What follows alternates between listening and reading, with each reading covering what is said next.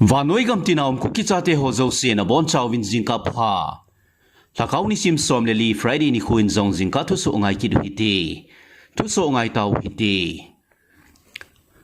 Chandel MLA SS Olish kin gona koiman panala thelo ding hitin Chandel ku Kzvv village luntir hon Gihna bol tau vi Chandel MLA SS Olish in Mars ni sim som le li tuni khu a program agun na apang ding chun kuki hausa hole mimal ho jong Kouna anane hi chi MLA SS Olish kuki ten kilung to ta a ina sot kayo hi wang hin mai legal ki pada padin tuni gein kuki te gen theina ho a pan pina imacha pe kha hi layetin Chandel ku Kzvv village luntir hon phongdo vi chule Chandel ku Kzvv village luntir hon se bena wachun hi chi MLA SS Olish hin kuki te relief center ho jong recognizable numpon chule Chandel district sunga kuki te athi amang hen lang chule in le lo chule ho in tampi akya hla nung jing in zong don sen a koi pon chule Chandel district sunga in nei ta lo kho aina lo da tha ho akinga na dingo prefabricated house an ding in zong Chandel MLA SS Olish sing in akisein ain la amanun elim sa povin chukile relief thil hole panpinan chang keji khat chale paisa cheng khat cha zong SS Olish in tuni gein kukite epe poitin zong Chandel ku Kzvv village luntir hon phongdo vi ningkum sang ni le som ni le li hai ka el khumuna CSO meeting ki phatsa na dung zuya SS Olish programa hausa henlang mimal hizong le koima chi thelo ding achi na na uma hi le ngamsung ngai lu lo le amia sa gen the ha sat na kho sa pe lo wa kilading ata to a action kilading hitin Chandel ku Kzvv village luntir hon Gihna hin bolvin sule gali to la koiman changwal phat chum na ding aki hol thelo ding hitin zong phongdo vi Security Force on Search Operation Ambol Navachon Imphal East District Sagolmang Police Station Hopsung Pukhaw Santipur Vel Akunin Galman cha phabet manamando vin chule Manipur Police on Janhi Mars nisim somni thumni khutchun Imphal West District Hopsung Sagolban khusunga cheng Meitei terrorist PLA a active cadre numei khat TH Sanita Devi kumsom liligu velmi khatchuan mando vin chuchi terrorist nu akun chun 9mm pistol khat to magazine khat chule 9mm me changchang som leget to .38 me changchang som lenga to dangka sanga chule mobile phone gup anumando v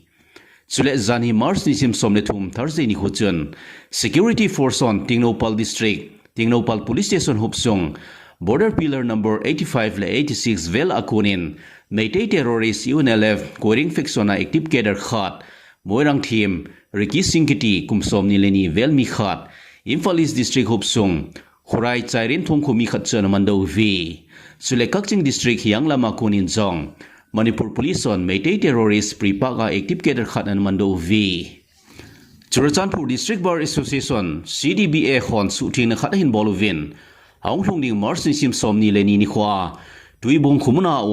relief center khat a program manding agotna wa meilhei Supreme Court judge khat to High Court judge mini zong pangdinga ki sei chu zo thui bo vetin hin phongdo vi chu chikin gona min chung meilhei judge mi thum ho programa min ho ki chun sa awang chun amuna hungthlading hi po vetin zong Churachandpur Bar Association hon suthing khat hin bolu vi Churachandpur District Bar Association hon mi pi ho adin pijing o hidan thu ho zong hin phongdo vi meilhei teleng padana Brother Sabha MP leisimba sana zawbain Kabo Valley kinungla ding thu sei hole Mizoram MLA kharin sin state chinnam sipai ho ki go phom theina dinga sin state sunga ga vilna chungchang thu ho Myanmar junta government in phamosa anau thu ho uphundo anungvin Myanmar gam sunga junta do dalna apanla jing ho National Unity Government NUG government honjong chuchi Kabo Valley chungchang thu ki sei ho phamosa anau thu phongdo vin chule Mizoram makona Rajya Sabha MP puke walal venain sin state agavila sin state chu India gam sunga besa ading merger bolding thu aseina sunga National Unity Government NUG government noya Foreign Minister Jin Marongin phamosa na thu ho phongdoin India MP ho Myanmar gam sung thu akikumu vetin alung phamo le jinge Rajya Sabha MP puke walal venain sin state chu India noya besa ading thu asei chu Adi 19 Chin National Front CNF spokesperson Salai Tian ni na phongdoin India Myanmar le Bangladesh gam sunga cheng nammi ho gopkhom ding thu ho puke walal venain aphun do hidanin salai tiat ni na phung do in ahin la Chin National Front CNF in Chin state cho gamdanga besa ani ding to gon akinai pon Myanmar gam sunga federal democracy tundo hinadinga CNF in pan kilajing hitin ama pan phung do e Manipur le Mizoram MP te ni tu sei cho India government tu sei hipon India government in official ta statement so do hipoitin NUZ foreign minister in apung do e Russia le Ukraine gal achil hajing na lain United States in Ukraine gal su chamna dingin pan alajing ovin United States in ni somthum song Russia le Ukraine in ceasefire anei na dingwa proposal apilut so Ukrainian anopi tawvin ahin la Russian wang official te in adon but po vi US palai hoto Ukraine vai po Zelensky in Saudi Arabia gam sunga Kouna anei nungwa Ukraine government in US to ogon so anapompi o hi Ukraine in US to ogon ho apompi utokilon chun United States in Ukraine te galman cha kha pi hole thugu ho intelligence so beta loading tia anpon do ucho US in akinungla do taw vi United States in ato ogon ho ceasefire chungchang thua Russia akyo piding o hi US le Ukrainian Ukraine te leinoi hausat na ho minerals thu ho akinop tu na wang sign abol hi layu vi United States in Ukraine gala ceasefire na dinga panala jing layu vin Russia te Ukraine gamsung kung kai mun na khupi khat Odisha khupi so ballistic missile ho mangsan an bulu vin million thina to in chule Barbados te kunglin khat jong chuchi missile po ke na chun an sepca Sumana thina tu ho chu Syria gamsung mi hiu vin sapangkum som legit khat jong apangin thina tu hola ta pen jong chu ata sa kum som ni leli hi bebe chule Russia sipai hon Ukraine gamsung Kzvv khupi sung jong missile ablu na wachun nupi khat in thina na to e Russia ten Ukraine gamsung chu missile thum to drone zale som thum le thuma na bulu a hi Ukraine te air defense system kiti bomb ka phla na ho chun Russia te drone som ko legate an ka phlau vi United States in Ukraine gala chamna bolding a go jingwang vin Russia President Vladimir Putin in Ukraine chunga lungthup ho abon cha mul so te ding a go jingin kinim khe ding a go lo hi lai hidanin zong ki seye European Union hon chamna bolding a go zong cho Russia in apompi povin US President Donald Trump in nikhat chunga chamna ka bol do ding hitia an sei wang chun amazong lungkham thim hiding hitan Ukraine gala chamna bol do ding ha sa ka sa thim tai tin Donald Trump in jong phung do e Ukraine te ki thu pinom gam hon periscope a kyo khom na nei ding to gun simovin gam som thum valian panala diu vin jong ki seye Ukraine hla sam che che utokilhon chun Russia sipai ho masal the tawin Ukrainian Russia gamsung groups gamsung ato phau chu Ukrainian ato pha zo diu vin om tapoi groups gamsung am khonga chu Russia sipai hon an kila do taw vi groups gamsunga dinga khupilin pen suja khupi sung jong chu Russia sipai hon ato phau hitai